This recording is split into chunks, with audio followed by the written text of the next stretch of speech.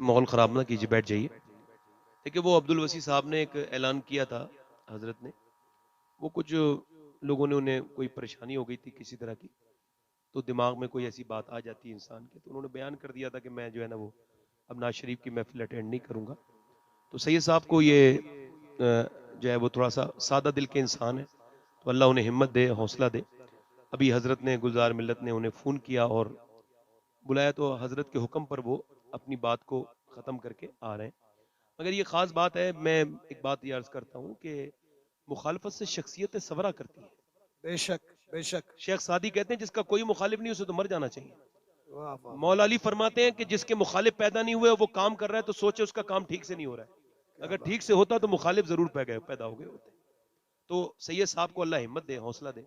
वो आने वाले हैं थोड़ी देर में। अब तो फैज शमसी साहब नात पढ़ रहे हैं और आ गए हैं। अच्छा, मैं तो वैसे बेंगलोर में आता हूँ तो वो 1 ही घंटा दिया जाता है।